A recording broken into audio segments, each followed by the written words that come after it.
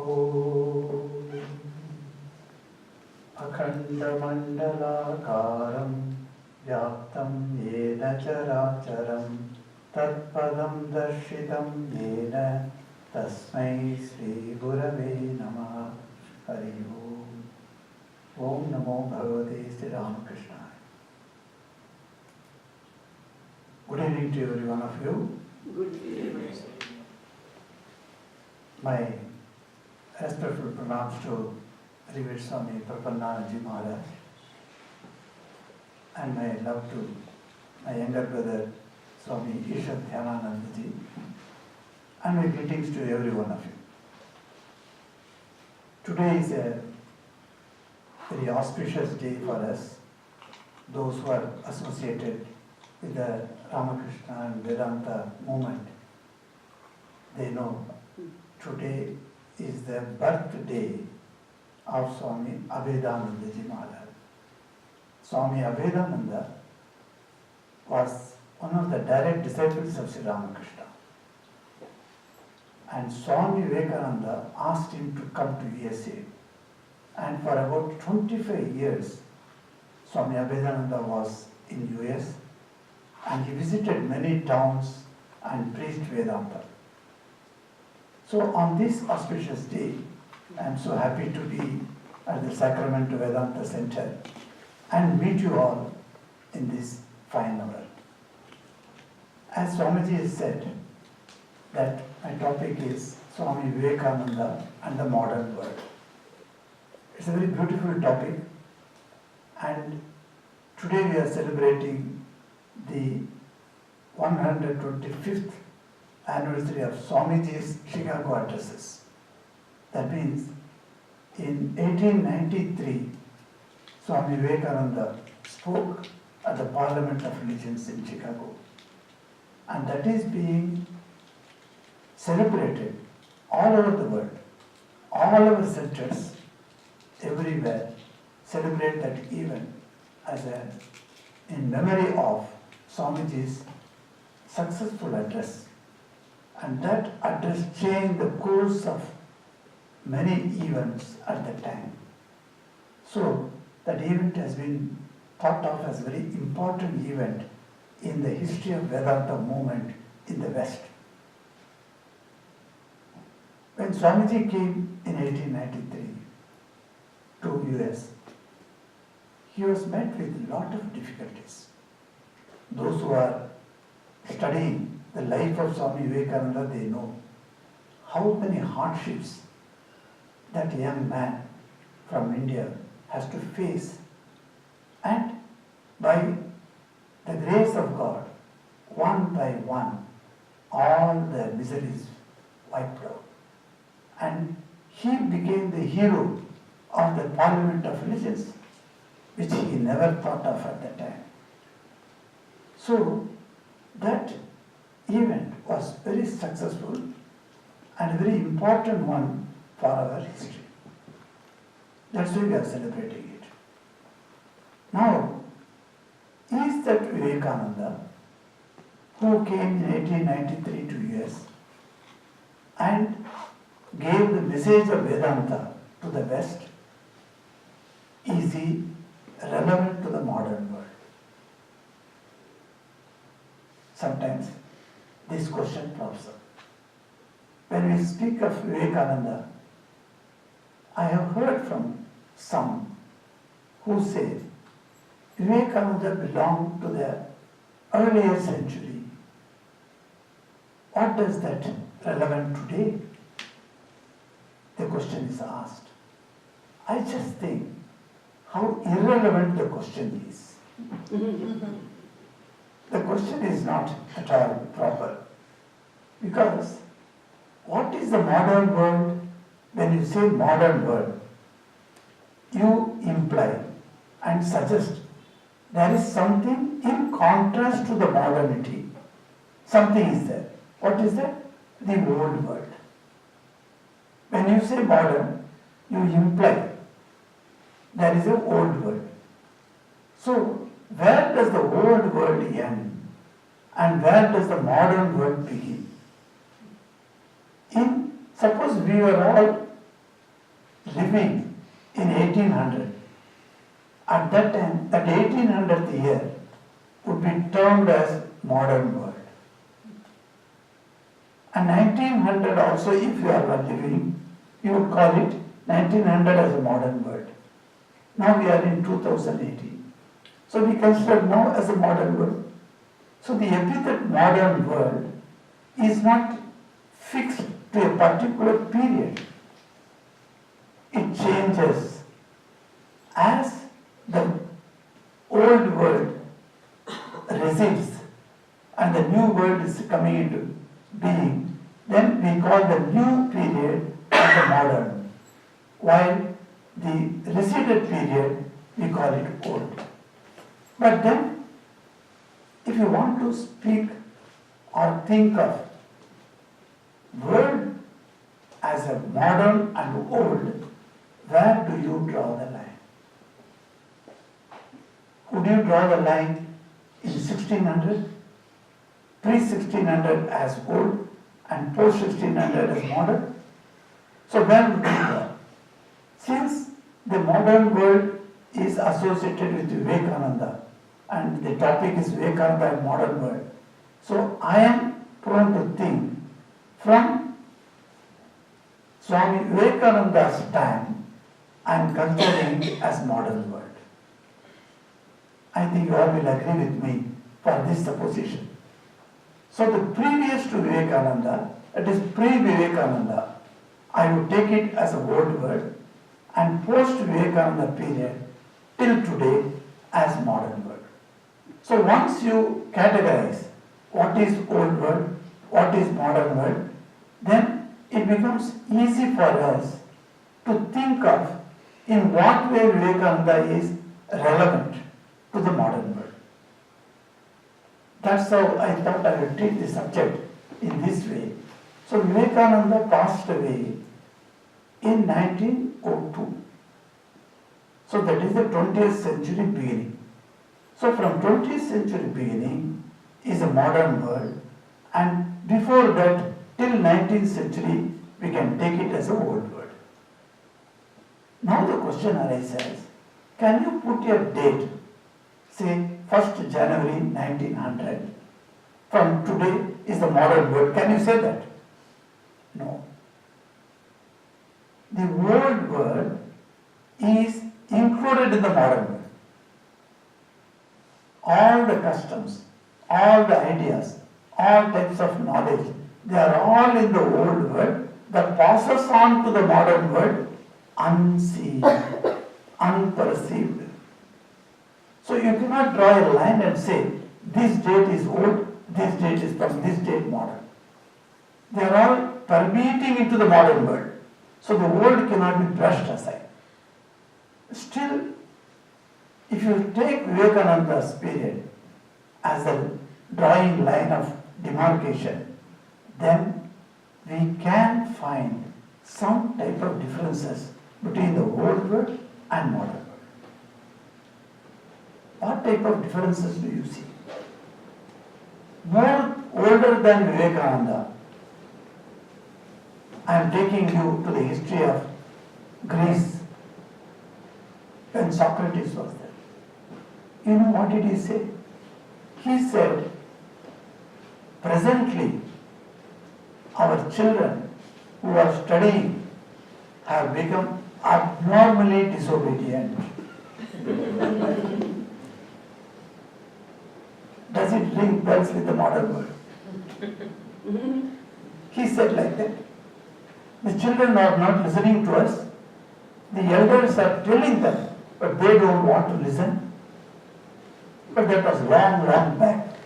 The same condition still remains in the modern world. So you find certain types of characteristics that we attribute to the old world are still present in the modern world. In the modern world also, I am hearing from many of the parents that, oh, our children do not want to listen. They don't want to take us certain ideas that we give them. I have met some pastors in South Africa. They used to tell me, the young children, They don't want to attend the churches. I have seen myself in temples, the youngsters don't want to come. So this method is that this has come into the modern world also. But then, what are the similarities is not the point that we are discussing. What are the dissimilarities? Where the world is going present day? And is there any possibility that the teachings of Vivekananda can put a break to the sliding of the civilization? That is what we are worried. In the modern world, what we are thinking, there is a downward trend to the civilization. For instance, education, you take. The area of education. Education has grown up very well. Earlier, 100 years before, even in Sacramento, if you see how many primary schools were there. Today, our devotee Selvi took me around the Sacramento town. She showed me 2-3 schools also. And she said, Maharaj, this school is very good school. This school has got more students, like that she was telling. So, number of schools, if you see, they have increased enormously.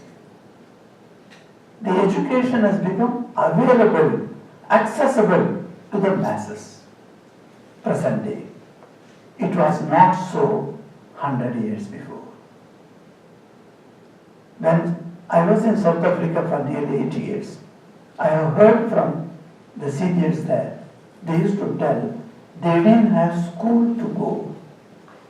Indians and blacks, they were not allowed to open schools at one time during the apartheid regime. So, the schools were very far in between. And slowly schools have come. Now, almost every village has got a school in South Africa. So also in India, there are rural areas where when you go by the roads, you can see on both sides schools have come up. Wonderful schools. So education has got a boom now. It has come out so wonderfully. Hundreds of schools are there. I visited one country called Mozambique in African continent. It's a very, very backward country. But I was stunned in the rural areas to see beautiful schools. The government could not raise the schools, so simply they asked the Chinese government.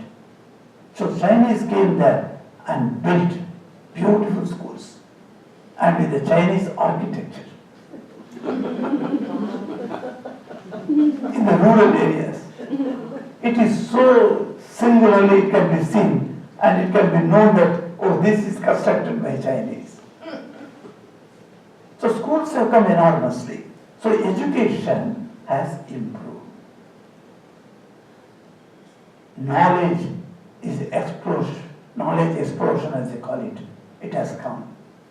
And present day world, Google has become a guru to every one of us.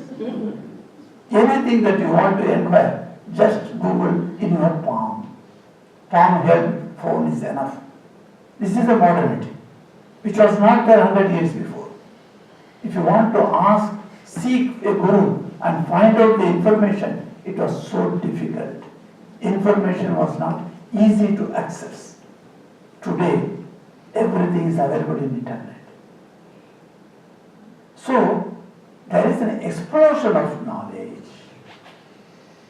So here, Swami Vivekananda says, what is the sliding factor here?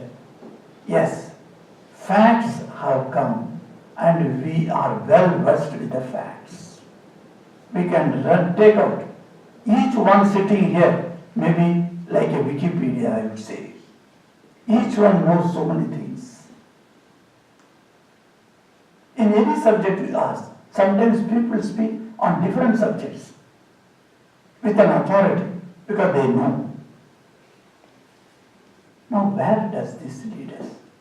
Does this acquisition of facts of knowledge, facts of learning, has it improved the quality of life? Is the question that comes in the modern world. Are we able to run our individual personal lives peacefully? We are all monks. When we had sannyas, monkhood was bestowed upon us. My monk guru, sannyas guru was Swami Vivekananda. He was the 10th president of the Ramakrishna order. So we all had sannyas on that day, and he initiated us into monkhood and gave us a name. And then we all sat under his feet, and we all said, Maharaj, please tell us something that we can remember till our death. Maharaj said, look, the modern world is full of problems. Devotees will come to you. They will tell their problems, individual problems to you. But mind you, every devotee who comes and tells you their private problems has got a status in the society. You cannot reveal to another person one person's difficulty because that person has got a status. If somebody comes confides within you and you cannot transfer that information to anybody else, you have to keep it utmost in confidence. At the same time, you cannot digest that information. Be like Lord Shiva.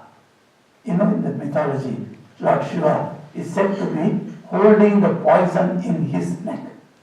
That's why it is shown, it's called Nilakanta. Nilakanta means the poison is staying here.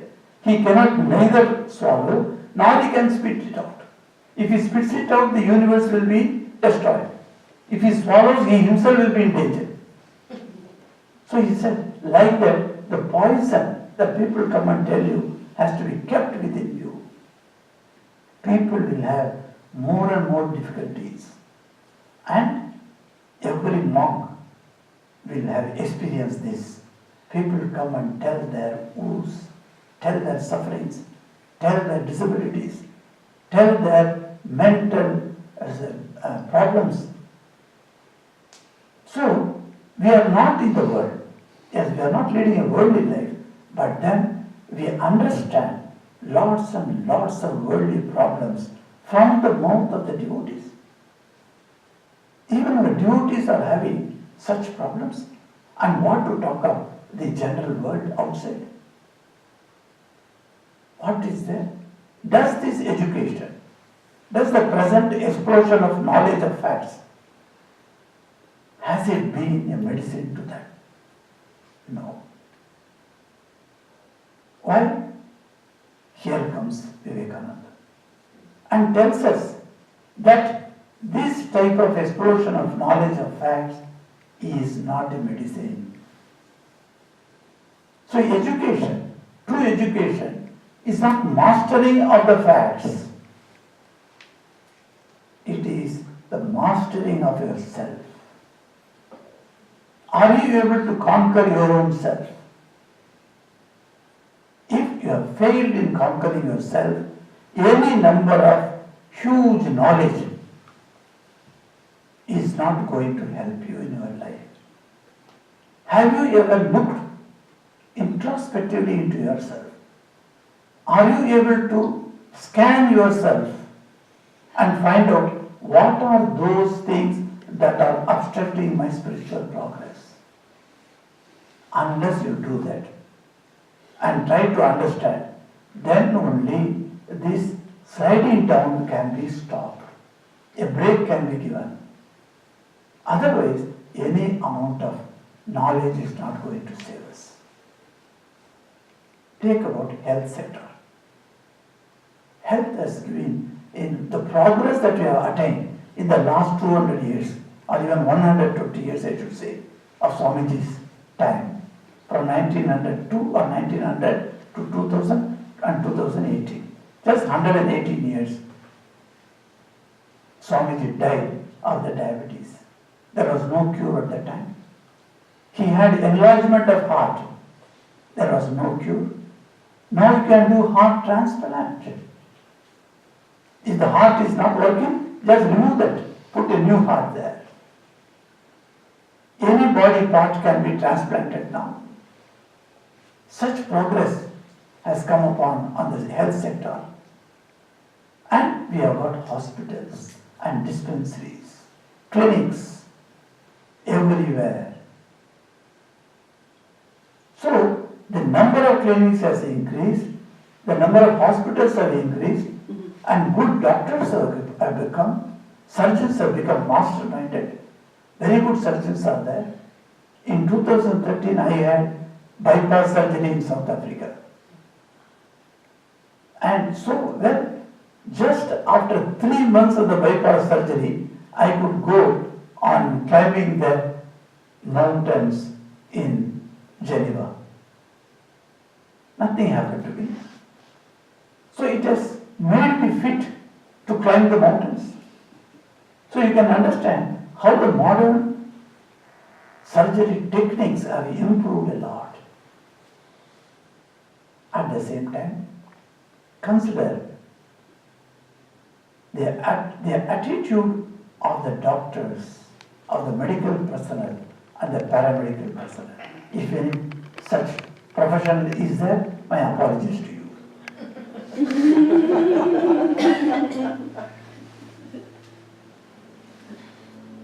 How many of such professionals give selfless service? There are corruption rampant in the medical sector in every country. Recently I was reading an article in Libya, in African country, how the corruption of medical has come. How the insurance companies are earning billions. And there are so many items, that we can speak of. Well, in the public lecture I don't want to quote all those things, but everyone knows. Here comes Vivekananda and tells us this is not service to the society. Service to the society comes when you consider man as a devata, as a divine, and serve him. He didn't say that every medical professional should do it free of cost. He didn't say that. But he said, consider the man as a divine being and serve him. That idea, how many of us have taken? If you have not taken, that professionals will be go on charging us, go on taking us from the insurance company, and insurance companies go on increasing the premium from the commoners, and the commoners are finally squeezed out of their income. In spite of government taking the big share of taking care of the citizens, people are suffering because that altruistic attitude of service is absent in us. One by one sector you can take in life. You think of the 1893 when Vivekananda came upon this world as a young man, unknown to anyone in US. He was completely straight. US people have not seen such a yogi. And he came upon this horizon and he thundered. What did he thunder? He said, you are divine, you are God. Can you imagine the time scale at that time? What was the situation in the society? If you say somebody is divine, and that was considered as a blasphemous. Not only here in the Christian land, in India, the very Hindu land, where God is said to be everywhere, that was the system. Yaccha kinchiccha jagat sarvam drishyate suyate viva antar bahishcha tas sarvam vyapya narayana stitaha. So we say that from time immemorial, the rishis have taught the Indians that God is present in everywhere, permeating everything, animated, inanimate. But was it followed? Never. And we started discriminating among the people, upper caste, lower caste. And people were not treated equal. People were not considered as divine. There also, in India also, when Swamiji came back to India from US after his triumphant victory here, what did he say to Indians? Hey Indians, what are you doing? You are considering someone as a downtrodden?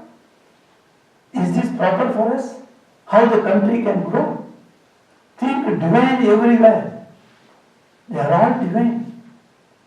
This message was very much lacking at that time. Actually, everywhere there was such tremendous differences in the society's ranks. Higher, middle, lower. That's how the society was divided everywhere, in every country. And that was the time this young man of Calcutta, he came there. Boldly he said to everyone that you are divine. Swamiji was standing in New York station, on the balcony of the station. And he was looking, the balustrade is there. He put his two hands on that. It's a beautiful description in the New Discoveries. And he is looking down. And many hundreds of people are walking under the bridge. And in those days, the ladies used to have, American ladies used to have another type of dresses. If you see the old pictures, 100 years old pictures, you can see how they used to dress themselves. The modern dressing was not there. And different types of dressing, different types of hairstyles. These are all evolving, different types are coming different times. So Swamiji was looking at the people who are all walking and going. So the lady devotee who was standing next to him, he said, Swamiji, are you enjoying the different varieties of dresses of the people? Swamiji was grave. He looked at her. What are you talking? I am seeing the one consciousness, the Chaitanya, coming in different forms and moving around me. I am having great elation. Seeing that one consciousness is in every being, and that consciousness is manifesting in different forms, and they are all moving here. That is what I am saying. So what Vedanta says? The first core teaching of Vedanta is the oneness of the humanity. And that is what Vivekananda was saying. And what was practical at that time? Division of humanity. The humanity was divided into categories. Whether it is a caste line, whether it is a status line, whether it was in whatever line. The humanity was divided. In that division time, when people are accustomed to the division, Sri Ramakrishna says in the Gospel, there is one Kishore, Krishna Kishore, a good man. He was a great devotee of Sri Ramakrishna. He used to come to him. He was a Vaishnavite. And Krishna Kishore was going through a village. You see how the caste system was so cruel. And when he was going through, he got thirsty. He found a well there. One low caste woman was standing there. He said, Mother, can you give me water? She said, Sir, by looks you seem to be a high caste, but I cannot give you water from my hand. You please come and you take. He came to her and said, Can you please repeat Shiva Shiva? She said, Yes, Shiva Shiva. She repeated, You have become pure. I am also a devotee of Shiva. You are also a devotee of Shiva. There is no caste between us. Give me water now, I can drink. So you can see the two sides of the society. One society believed in the caste system and themselves they thought they are low. And another spiritual thought comes here. He says, take the name of the Lord, you become pure. And you are one with me. That's why Ramakrishna was asked, so many caste differences are happening in the society. So one fellow came and asked, Master, what do you speak about these differences in the caste? High, low, middle, all these things. Master said, I don't care for that. I know there is only one caste, that is, all devotees belong to one caste. Finished. How difficult to put this idea? Do you know when Vivekananda started in the modern world and coming, in 1902 he passed away. Before that he started the Belur Math. And Belur Math, Durga Puja time, he made all the people to sit in one row and leaves were kept before them and food was served. The first time the high class Brahmins came and sat there. And they found other caste people are coming and sitting in the same line. They got up. They didn't want to sit with them. We are high. How can a low caste man can come and sit next to me? That situation has been changed for permanently by Vivekananda. What a classic way he brought it. The equality of the caste, equality from the differences, by taking the name of the Lord. You become a devotee and I become a devotee. We both belong to the same category. We cannot be divided, neither by your learning, nor by your caste, nor by your money. We both are same. A millionaire comes and sits here, and a pauper comes and sits here. Both are seated at the same level. Just because he is a millionaire, I won't take up that seat and give you.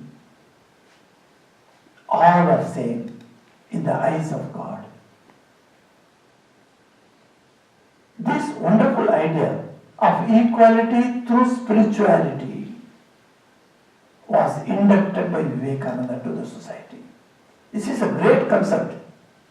Only when you analyze the way that I am telling you, you can little understand what Vivekananda's contribution to the society is, the reformation.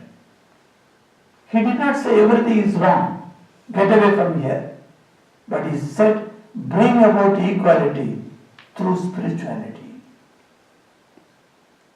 It is a great teaching, wherever the differences have become prominent. Like that I tell you, you kept a clock? Yes. Okay.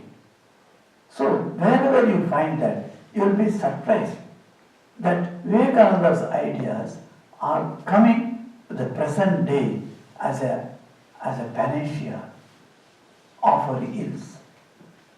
I read many types of problems of the modern world. Take for instance this computer world. Today we are all so accustomed with the operating of the smartphones.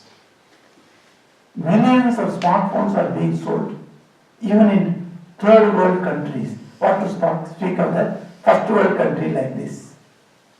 You go and sit in an airport. I have been traveling from Washington DC to New Jersey, to Pittsburgh, and to Dallas, and to San Antonio, Houston, and then came to Phoenix and to Las Vegas. Don't ask me why I went to Las Vegas. Not for casinos. I went there to see our center. There is a small center organized by Swami Vivekananda. It's a beautiful center in one small house they have built. And I didn't stir out. Because I saw the lights, I was afraid. Oh, where have I come? But then there is a small center where 10-15 devotees come together. They do sing arati, they read our books, and they try to remain as water of the lotus leaf. I was so happy to see them. And they are like that. They are also in that society. They don't go to casino every day. but they are like water. They remain on the lotus leaf, but not attached to the lotus leaf. That how that has come? By reading, by practicing, by doing spiritual practices, sadhana, they are there. So I went there. What I was about to tell you was, all these places, including Burbank and then here also, Sacramento, everywhere in the airports, unfortunately, you can't speak to anyone. Everyone is sitting there with their smartphone. Next man, next lady, you can't talk. And the child, I am seeing how the child is troubling the mother. Mother just puts the child silent. And then she is busy with the smartphone. People are busy with the smartphones. I am sitting there looking. Nobody even asking me in this dress, hello, how are you? From where you are coming? Because they are all busy. Nobody even notices you, that means. So, the smartphone world has come now. This is really a modern world, which was not there. Which was not there. So, yesterday, when we were sitting here in our Sacramento sector here, in the dining room, suddenly the external telephone bell rang. So, from the South Africa devotee has come with me, Mr. Barry. So, he was sitting in front of me. He said, Maharaj, this is the old time telephone's ring bell. He said, this is not a modern bell. The ring that came here is very old. In those, when we were in 70s and 60s, we have heard that bell ring. It was so refreshing for me to hear that old bell ring. So, the modern days, we have become secluded. The smartphone has done wonderful service. I cannot deny that. You are always in contact with your loved ones. I cannot deny. When you are in danger, when you are in difficulty, you can get solution.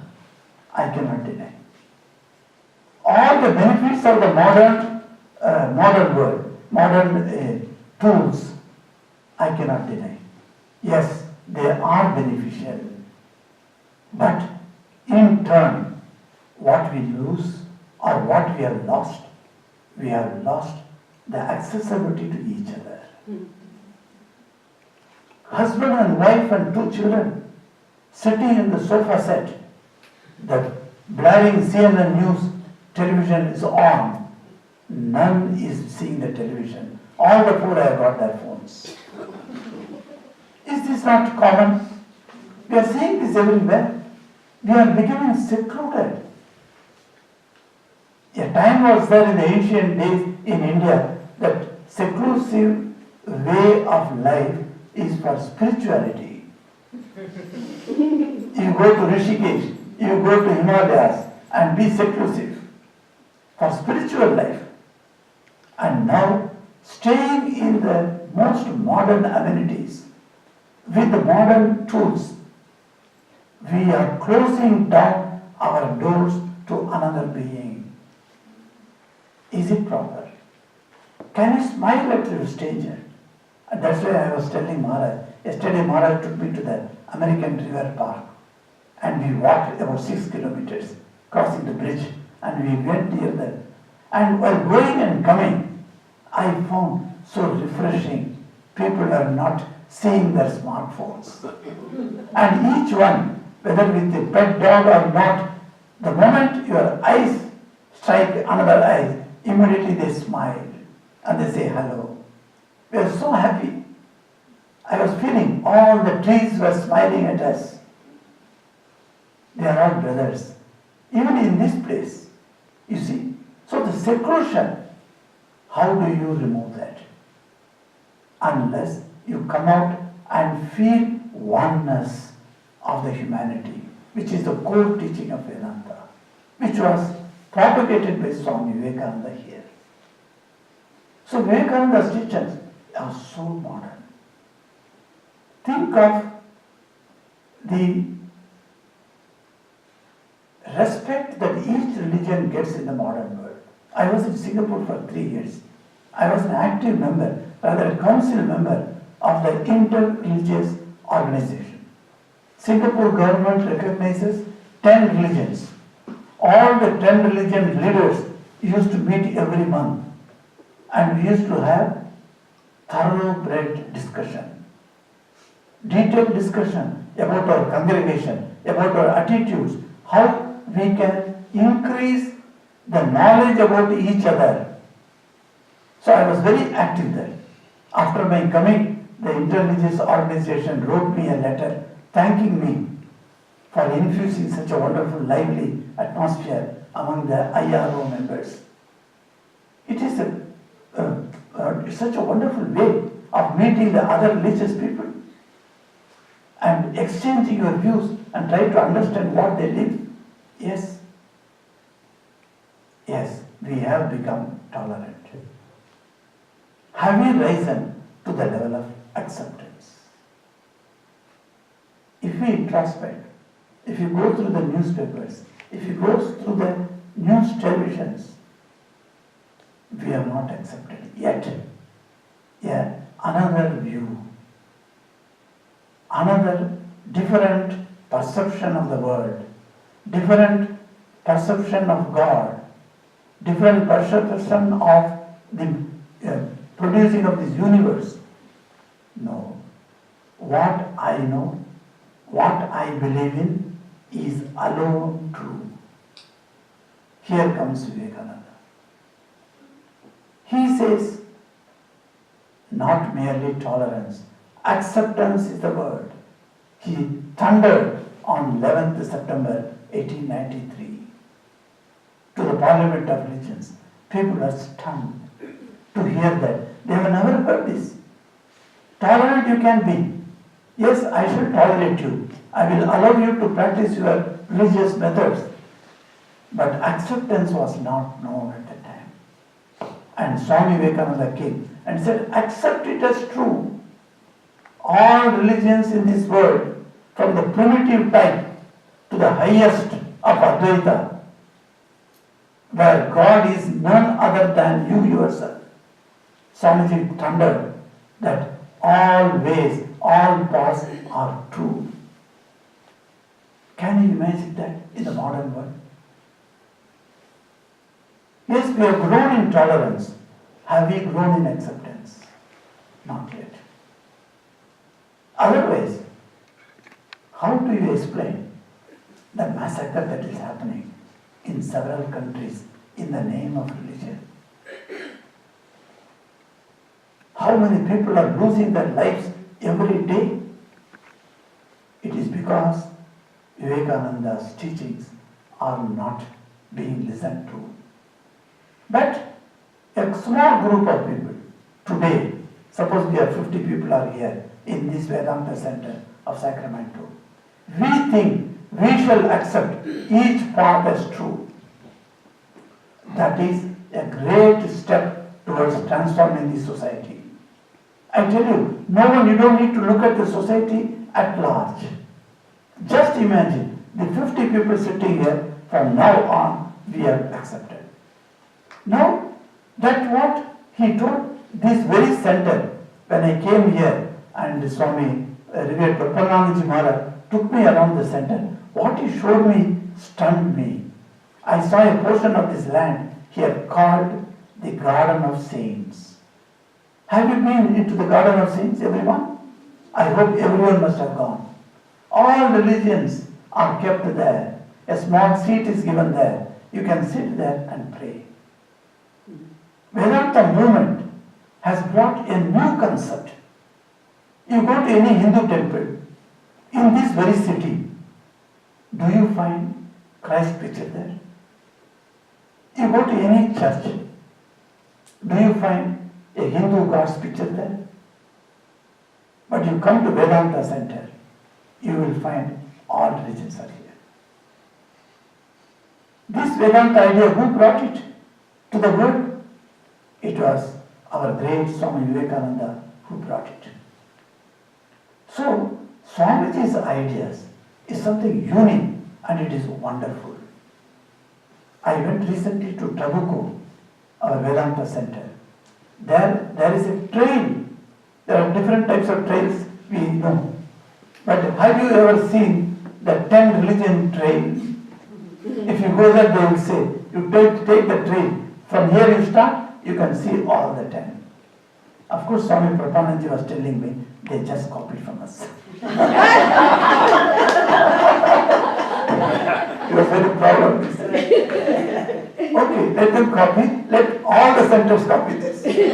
I would say it's welcome. Let all the churches copy. Let all the temples copy this.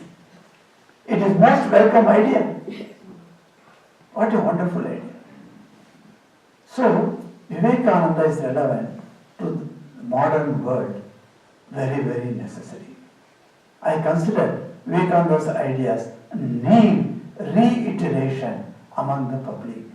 If you are a writer, please write ideas of Swamiji in connection with the modern problems.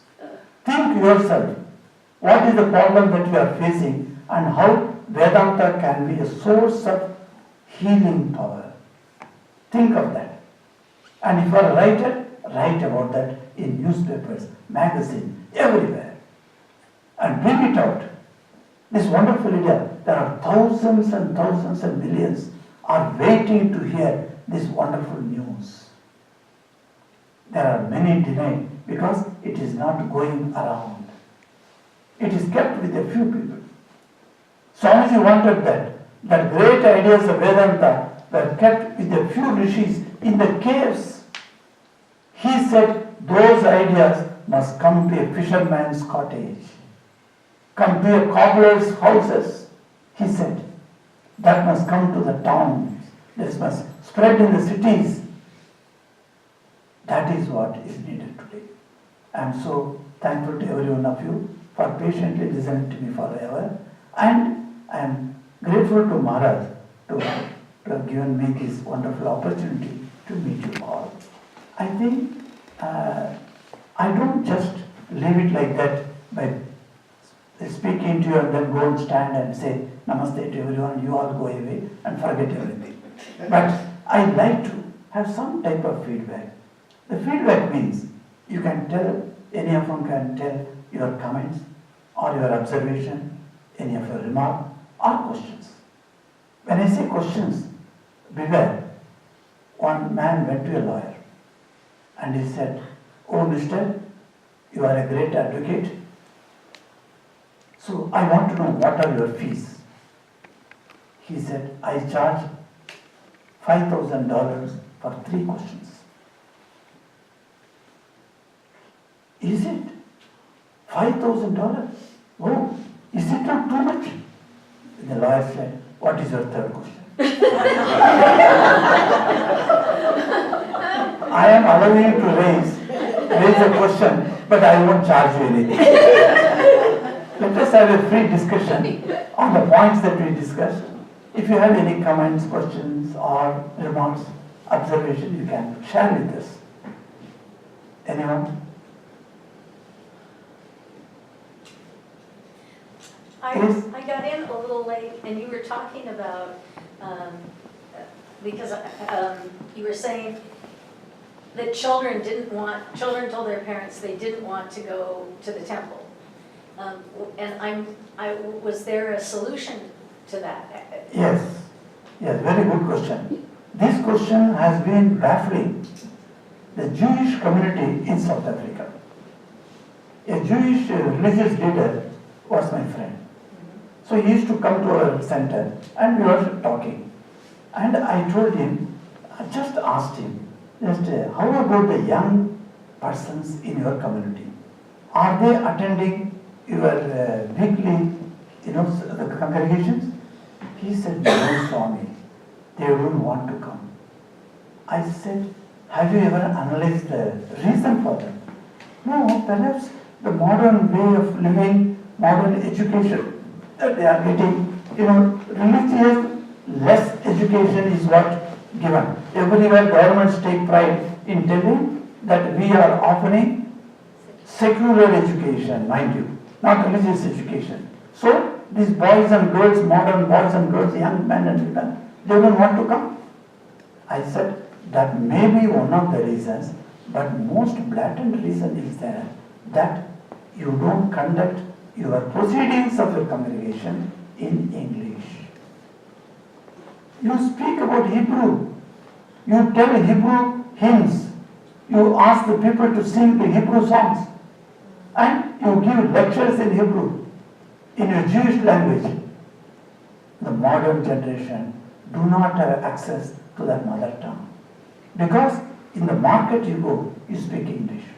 In the school you go, they speak English. Why don't you introduce English?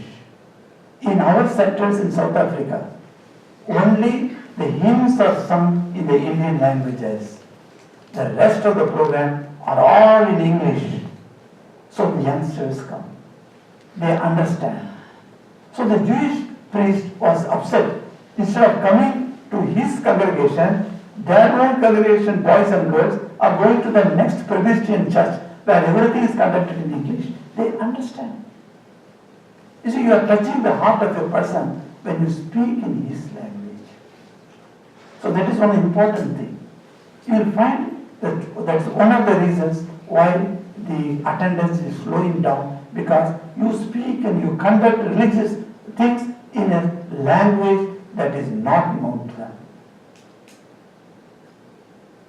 Thank you. Anyone else? Well, Yes. just a comment. Thank you. Swami. My children who are 20, 21, 23, they cannot conceive of a world prior to a cell phone or a computer. So I think that's sort of a modern definition of what's modern and what isn't. And then perhaps it's even changed from that point. Now it's perhaps a smartphone as opposed to just a cell phone. But Yes. it seems like the younger people can't conceive of a world without those two entities. Okay. So what is your question? It's really just a comment. Oh, this comment. Yes, yes. Thank you for this comment. This is a fact. We must acknowledge it. Our children, the youth especially, are fully involved with the computers and some smartphones. As a fact, your observation is correct. But I tell you, you know that the same smartphone and the same computers are utilized by the monks of the Ramakrishna order. Oh, yeah. Do you know that? So it can be put to use for the spiritual spread of knowledge also. I am the first monk in the order to start a blog. Even though I am conducting a blog. Good. And Vimokshananda.com, if you write, my blog will come. You can read what I write there. So the blog can be used. 300,000 people have used my blog so far. Every month I am getting 1,000, 2,000 people coming to my blog. So the same modern things can be utilized for spread of knowledge. the other thought I have is that what you said about the lack of interaction. I mean, you walk around everywhere and there seems to be a real poverty of interaction. Everybody's watching their own cell phone, Correct. and nobody's really interacting with it. So how do we overcome that? That is of course tough problem, definitely. That is not no easy solution. But I would think, rather for the future, I heard that somebody futurist is also sitting here. So, oh, this gentleman, okay. So I'm thinking a time will come. You see, these are all, after all, serves the purpose of a toy. That cannot bring a satisfaction with you. Yes, it is nicely, it is there. iPhone, 10s Max has come. People are aspiring for that. So every year you bring a new type of telephone and people are going for that. But what I mean is, these are all, after all, toys. And there will be a time when people will get disillusioned with these toys. So a time will come for them. But it seems they have to experience that vacuum, and unless and until they experience, that interaction will not improve. So I think this is a stage in their life. Yes, Going to the temple or going to the church. yes. Basically, if you go to temple or the church, that means you are more devotee than just staying home and doing your loyal duties, finishing the duties, mixing people, treating people. Is that not devotion to somebody? Oh, We do really have to come to temple because that's where the issue coming. People are not coming, but I'm observing with my case that they're not like a weekly going to the temple or people, Okay. but I observe that they have humanity. Mm. They want to help something happens to them, other people. yes, They really get sad when their yes. neighbors are in trouble. And I feel that's more to me than insisting for them to come to the temple. Yes, that's a wonderful comment you gave it.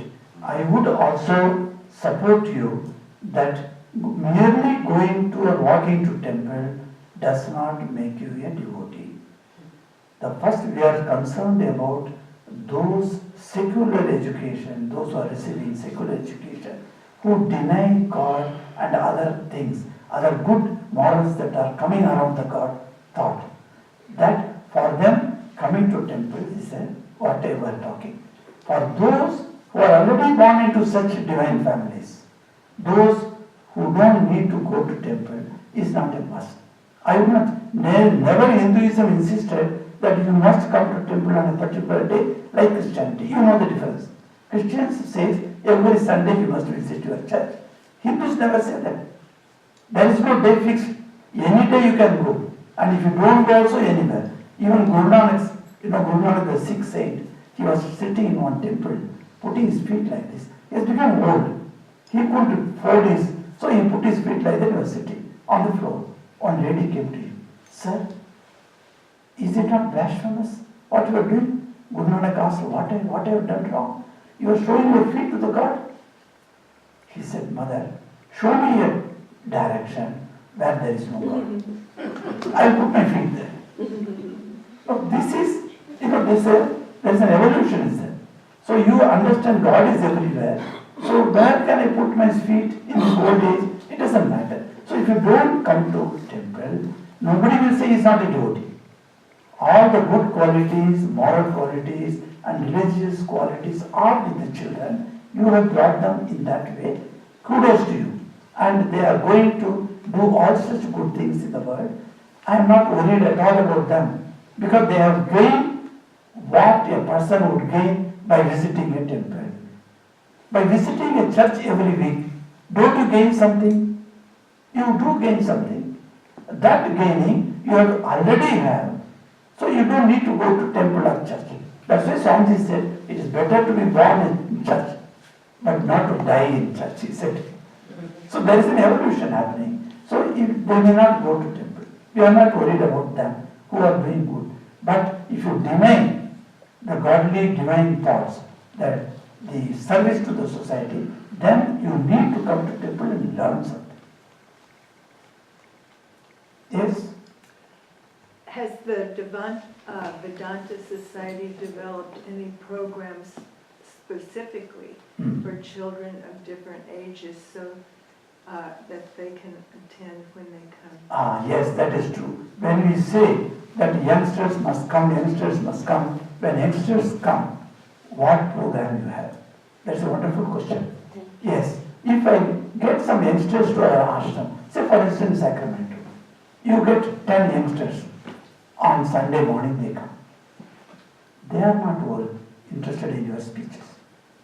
They are not interested in your bhajans. They are not interested to look here and do the puja and the arati. What are you going to give them? It's a good question. Yes, every center in all over the world, we are developing a system by which we can keep the attention of the youngsters. For instance, I will tell you where I was there in South Africa, because I was there for nearly 8 years. I have seen what we have done and how it has attracted.